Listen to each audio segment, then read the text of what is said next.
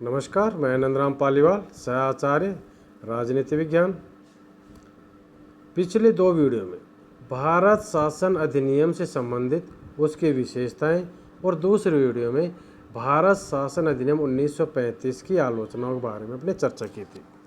आज इस वीडियो में जो भारत शासन अधिनियम 1935 था उसके अनुसार प्रस्तावित अखिल भारतीय संघ की व्यवस्था किस प्रकार की गई थी, क्या था, इसके बारे में अध्ययन करेंगे।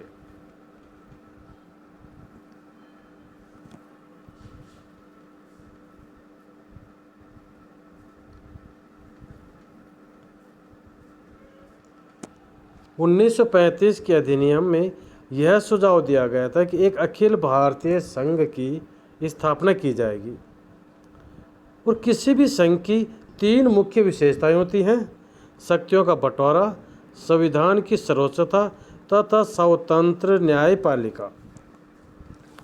1935 के एक्ट में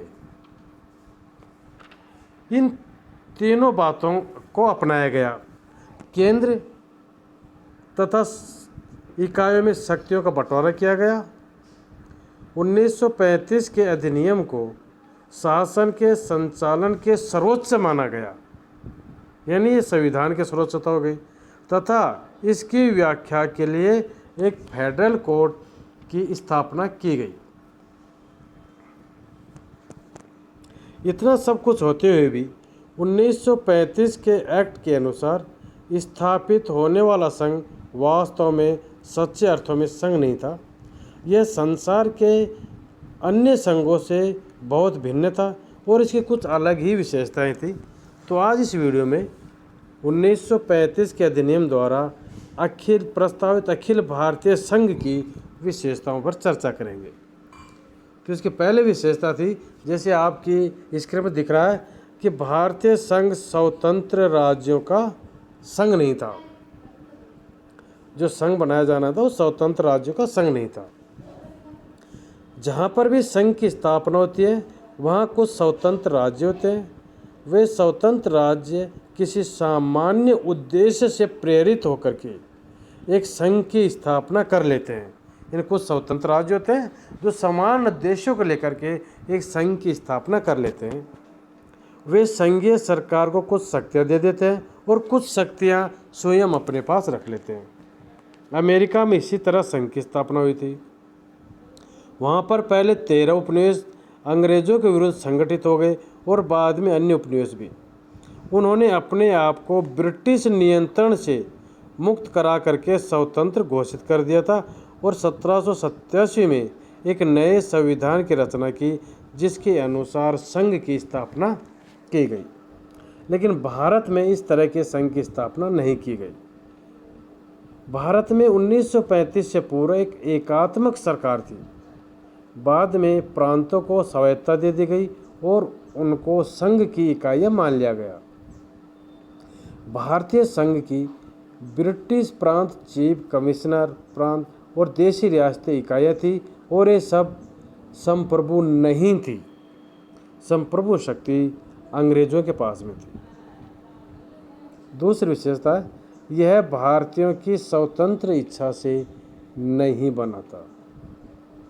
यह संघ भारतीयों की अपनी स्वतंत्र इच्छा के फलस्वरूप नहीं बना था, बल्कि अंग्रेजों द्वारा भारत पर लादा गया था।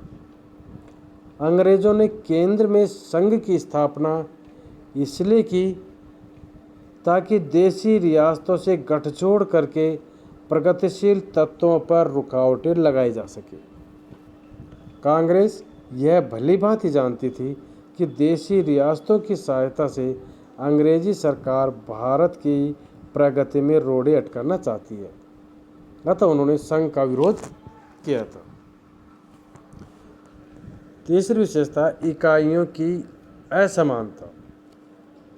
संघ में प्रायः इकाइयों में काफ़ी समानता पाई जाती है, परंतु भारत में ऐसी स्थिति नहीं थी। भारतीय संघ की 3 इकाइयाँ थी: ब्रिटिश प्रांत, चीफ कमिश्नर प्रांत और देशी रियासतें।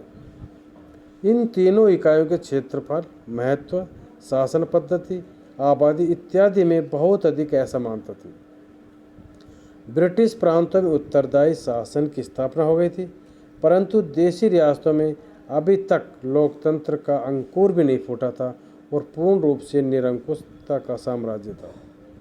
अतः 1935 का संघ रूढ़िवादी और प्रगतिशील तत्वों का अद्भुत मेल था। अगली विशेषता है संघीय सरकार का इकाइयों पर असमान अधिकार। ब्रिटिश प्रांतों के लिए संघ में शामिल होना अनिवार्य था, परंतु देशी रियासतों की इच्छा पर निर्भर था कि वे संघ में शामिल हों या नहीं हों। इतना ही नहीं, बल्कि उनकी इच्छा पर यह भी निर्भर था कि प्रवेश लेख द्वारा कौन सी शक्तियाँ संघीय सरकार को दें या ना दें। इस तरह से जहाँ केंद्रीय सरकार की शक्तियाँ सारे प्रांतों के ऊपर एक समान थी, वे प्रत्येक रियासत के संबंध में अलग अलग थी। इस प्रकार की असंगत बातें किसी अन्य संघ में नहीं पाई जाती है।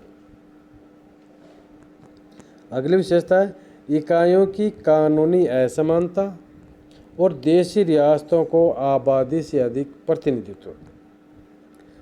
प्राय सभी संघों में छोटी और बड़ी इकाइयों को ऊपरी सदन में समान प्रतिनिधित्व देकर कानूनी समानता स्थापित की जाती है, परंतु भारत में 1935 के संघ में ऐसा नहीं किया गया। भारत में जनसंख्या के आधार पर दूसरे सदन में इकाइयों को प्रतिनिधित्व दिया गया, परंतु देशी रियासतों को ब्रिटिश प्रांतों की तुलना में अधिक स्थान दिए गए।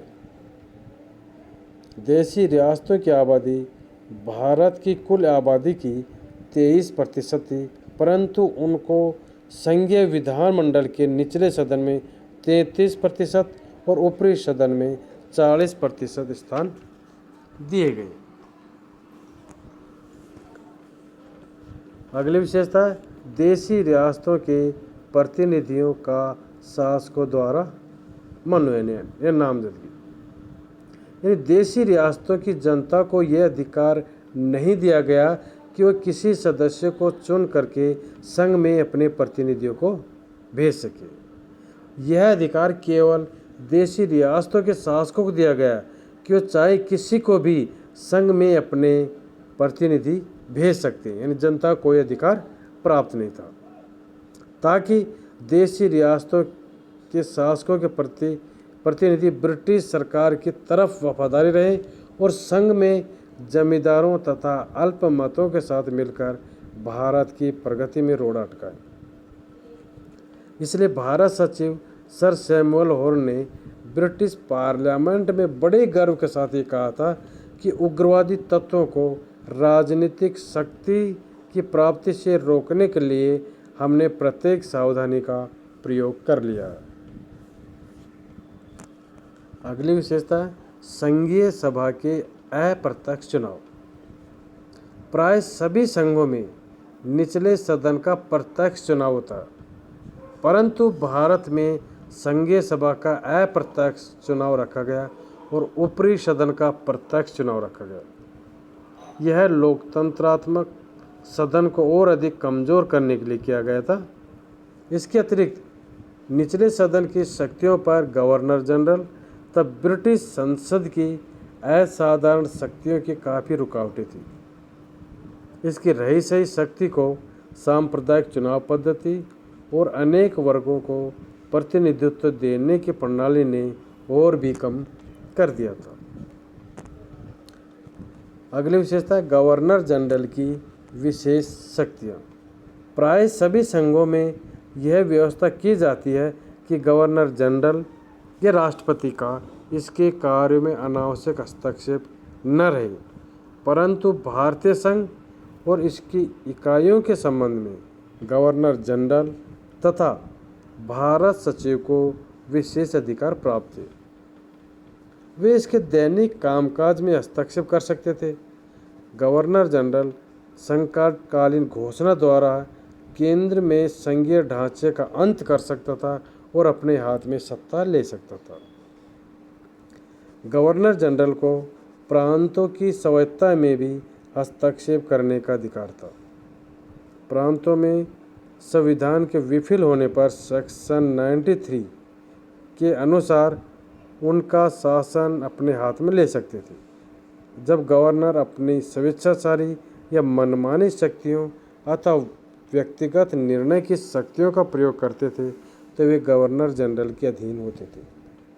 इसके अतिरिक्त गवर्नर जनरल प्रांतों में कानून और शांति कायम रखने के लिए भी जिन निर्देशों की आवश्यकता समझता था वो जारी कर सकता था।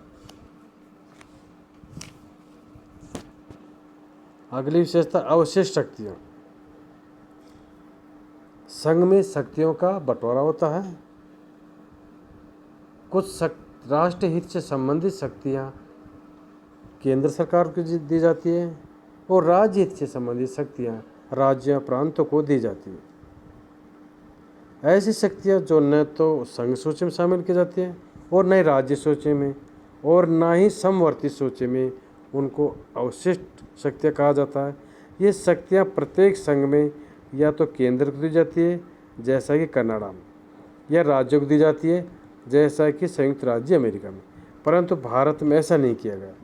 भारत में मुस्लिम लीग अवशिष्ट शक्तियाँ प्रांतों को देने के पक्ष में थी और कांग्रेस केंद्र को। अतः ये व्यवस्था की गई कि गवर्नर जनरल को इस बारे में अंतिम निर्णय करने का अधिकार होगा। गवर्नर जनरल को ऐसी असाधारण शक्ति किसी भी संघ में नहीं दी जाती जैसा कि भारत में दी गई थी। संविधान में संशोधन।